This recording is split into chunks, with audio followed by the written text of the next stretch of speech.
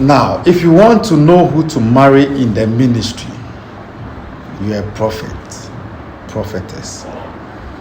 Whomever you will choose, number one, you must have a genuine interest in the person's life and the person's ministry.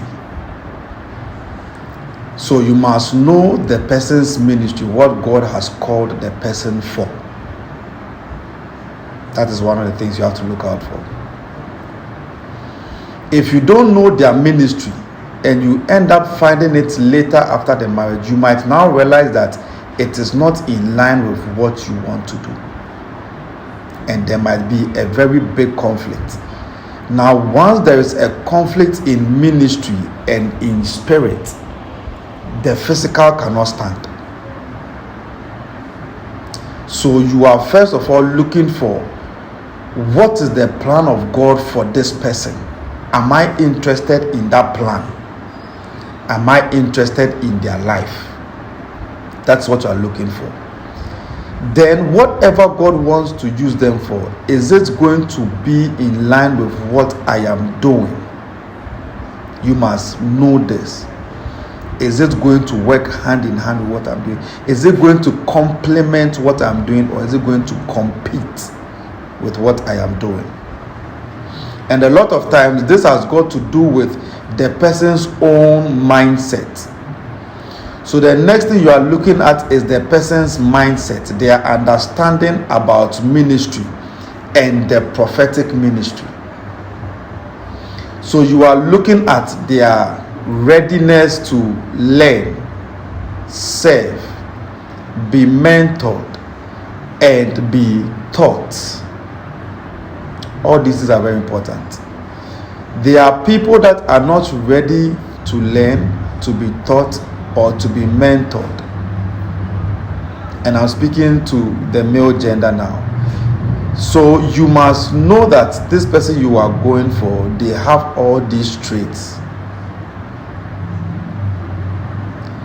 Because these people are supposed to be helpers to your God-given assignment.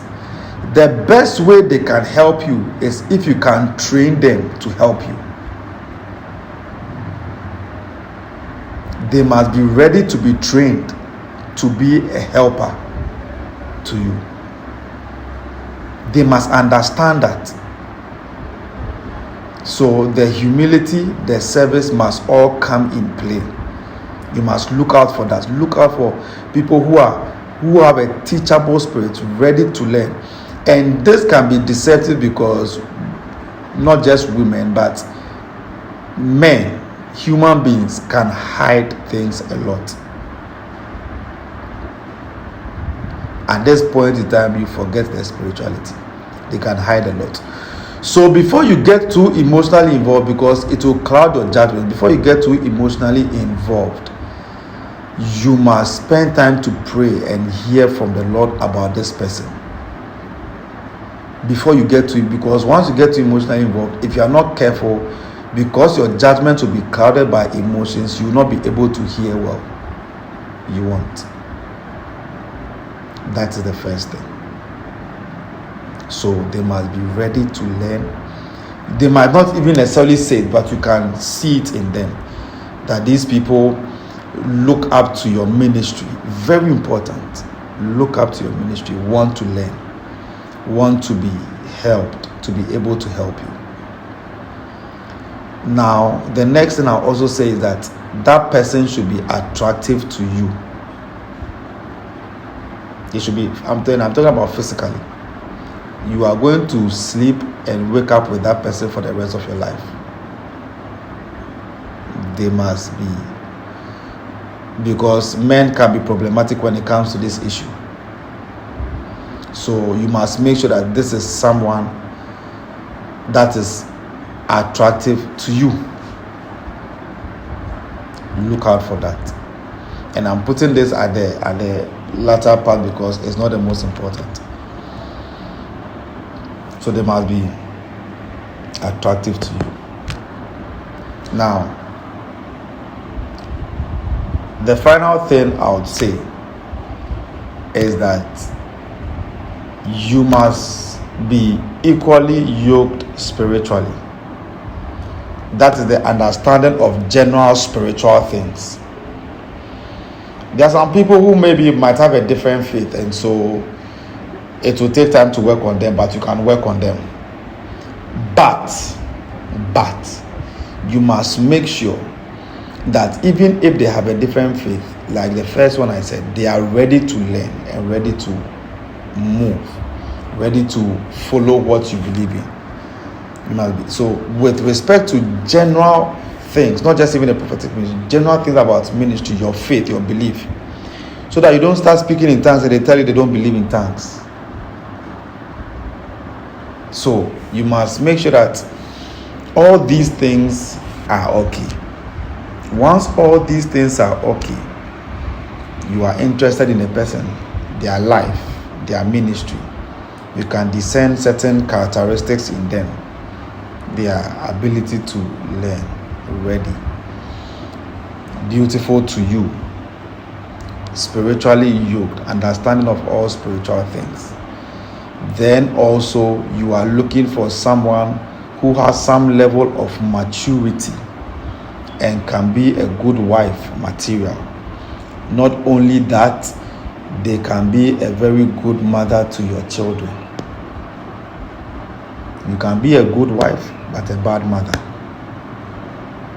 and that alone can affect your ministry. If your wife and your children and yourself, there seems to be chaos because she's not fulfilling her role, there can be a lot of trouble just because of that. So she can be a good wife. When the children come in, it's a whole different issue. So you must look for the traits, the people, the person's readiness to cook. And I'm centering more on, it's like I'm speaking to a man getting ready to get married. Okay, I should have been speaking just because you are the one asking the question. But if it is the other way to the other thing that I'll say.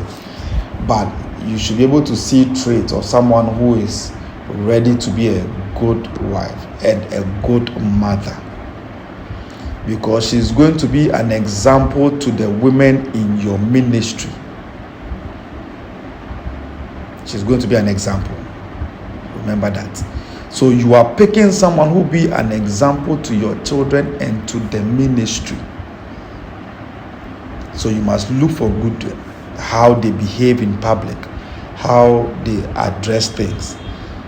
Are they people who would know how to take care of the family, cooking, saying this is wrong, this is right?